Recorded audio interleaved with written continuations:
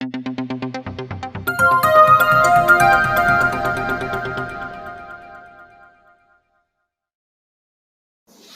वालेकुम नाज़रीन, आपका मेजबान हामिद सदीक अंजुम आपकी खिदमत में हाजिर है। नाज़रीन, मैं इस वक्त मौजूद हूं एक निजी हाउसिंग सोसाइटी में, जहां मैं बात करता चलूं तो शायद मैं हरगिज गलत ना होऊंगा कि ये इलाका भी कराची के लियारी जैसा यहां का भी माहौल पाया जाता है। ये इलाका है थाना फिरोजवाला, जो कि जिला शेखुपुरा की तहसील है। मेरे साथ इस वक्त एक कारोबारी शख्सियत रिजवान साहब मौजूद हैं। इनसे जानते हैं कि इनका क्या मामला है। बताया जाता है कि इनको भी जैसे कराची में अमूमन देखा जाता है कि ब्लैकमेल किया जाता है कारोबारी शख्सियात को, इसी तरह का वाकया यहां पर भी पेश आया है और वही कारोबारी शख्सियत रिजवान साहब हमारे साथ मौजूद है। इनसे जानते हैं कि इनका क्या मामला है। जी सर, बताइएगा क्या मामला है। अस्सलाम वालेकुम जी, मेरा नाम राना मोहम्मद रिजवान है। मैं कालाशाह काकू में इतिहाद केमिकल पर मैं बिजनेस कर रहा हूँ, ट्रांसपोर्ट और केमिकल का बिजनेस कर रहा हूँ। मैं तकरीबन 2007 से बिजनेस कर रहा हूँ इधर। अल्हम्दुलिल्लाह मुझे किसी किस्म का कोई मसला नहीं बना इधर, लेकिन 2020 में ये कोई साथ इतिहाद की बैक साइड पे कोई गांव है जेरा पिंड, वहां के कोई है, ये मलक हैं जाहद, शाहद, अवैस, असद और ये अपना मौसम नाम के कोई मलक हैं। इन्होंने मुझे अपना मेरे दफ्तर में आए उस टाइम 2020 में कि हमें वीगो डाला लेके दो, अगर वीगो डाला नहीं लेके देते 3-4 दिन का तुम्हारे पास टाइम है तो हम तुमको जान से मार देंगे। मैंने उस टाइम भी उनको बताया कि यार मेरे पास नहीं इतने पैसे कि मैं तो आप लोगों को बता दूं या मैं आपको डाले लेके दूं, मैं तो गरीब आदमी हूं। इन्होंने कहा जी अब 302 के अभी सजा याफ्ता आए हैं, सजा अपनी कंप्लीट करके आए हैं, तो लिहाजा आप ले दोगे तो अच्छे रहोगे, नहीं तो हम आपको जान से मार देंगे। मेरे पास रिकॉर्डिंग वगैरह थी इनकी। मैंने उस टाइम 2020 में मैंने एसएचओ साहब को दी, इनके खिलाफ एप्लीकेशन दी। मैंने सर कौन से थाने में एप्लीकेशन दी? फरमोज वाला थाना जो अपना है वहां पे मैंने एसएचओ साहब उस टाइम महबूब साहब थे शायद और डोगर साहब चौकी इंचार्ज थे, मैंने उनको एप्लीकेशन दी। वो तकरीबन 5-6 दिन मेरी एप्लीकेशन पड़ी रही। उस टाइम पर्चा ना हो सका तो मेरे दोस्तों ने, बुजुर्गों ने मुझे ये बात समझाई कि यार कारोबार करना है तो दफा करो, इन लोगों को छोड़ो, कहाँ इन झंझटों में पड़ोगे।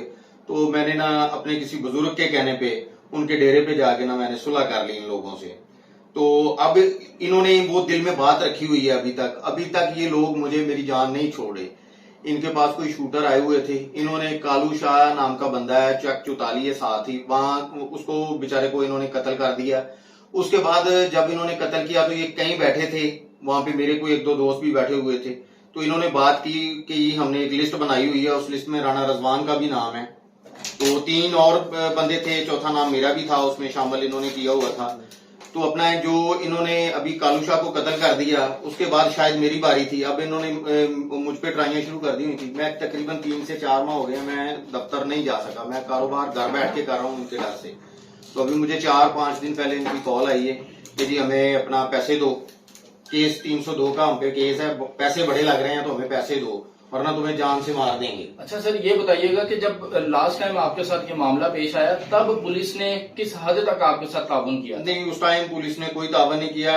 इनकी मलकों की ना जो चौकी इंचार्ज थे उस टाइम डोगर साहब, उनके साथ कोई अच्छी लैक थी, तो मेरा मामला उस टाइम चल नहीं सका। तो इस दफा मैंने एप्लीकेशन दी एसएचओ साहब को, राणा आजम साहब एसएचओ हैं, और उनको मैंने एप्लीकेशन दी, उनको मैंने रिकॉर्डिंग्स दी जो मुझे अभी धमकी बेस्ड कॉल्स आई हैं। तो उन्होंने फौरन ही मेरी एफआईआर लॉन्च कर दी, मैं उनका बहुत शुक्रगुजार हूं।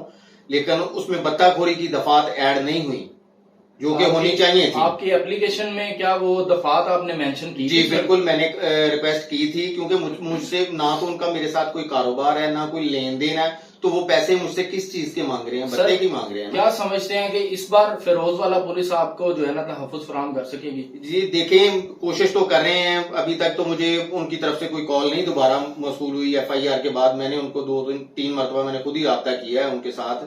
अभी तक यानी कि 2 दिन एफआईआर पड़ी रही है उनके पास, तो उन्होंने रेड तक तो की नहीं। बाकी देखें, अल्लाह बेहतर करेगा। मेरी बड़ी कोशिश है कि पंजाब पुलिस मुझे तहफ़्फ़ुज़ भी दे, और मैं कारोबारी बंदा हूं, मैं टैक्स होल्डर हूं अल्हम्दुलिल्लाह। मुझे ये लोग, अगर पंजाब पुलिस हमें तहफ़्फ़ुज़ नहीं देगी तो हम लोग कहां जाएंगे? पहले ही कालाशाह काकू में एक हमारे बुजुर्ग थे, वो ट्रांसपोर्टर थे, अच्छे बिजनेसमैन थे, बड़े बिजनेसमैन थे। अब जो छोटे से बिजनेसमैन है वो बड़े बिजनेसमैन थे। उनका को अपना तकरीबन 6 माह पहले उनका कत्ल हो गया। ऐसे ही यही लोग उनसे भी बता मांगते थे।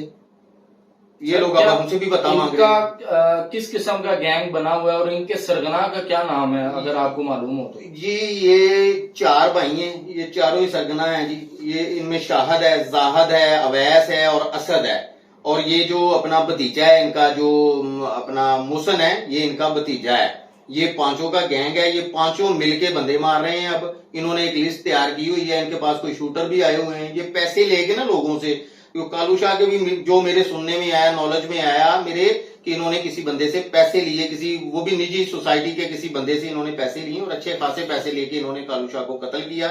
मेरे साथ तो इनकी पुरानी जो दिल में इन्होंने रंजिश रखी हुई है कि उस टाइम इस बंदे ने हमें जलील किया, हमें गाड़ी भी नहीं लेके दी, सोशल मीडिया पे हमें परेशान भी किया, जलील भी किया, और इस वजह से मेरे पीछे लगे हुए हैं ये लोग। सर, अगर थाना फिरोजवाला की पुलिस आपको ताउन आपसे नहीं करती तो नेक्स्ट आपका क्या प्लान होगा? देखिए जी, मैं तो फिर डीपीओ साहब या आईजी साहब से रिक्वेस्ट करूंगा कि मेरी इस बात का नोटिस लें, और वजीर आला पंजाब साहब मोहसिन नकवी साहब से मैं गुजारिश करूंगा कि मेरी इस बात का नोटिस लें। हमें अगर बिजनेसमैन बंदों को तहफ़्फ़ुज़ फराहम नहीं किया जाएगा तो हम लोग कहाँ जाएंगे? हम लोग तो पेंसिल से लड़ाई कर सकते हैं, हम इनसे गन्नों से तो लड़ाइयां नहीं ना कर सकते। हम तो पेंसिल से लड़ाई कर सकते हैं, कारोबारी बंदे हैं।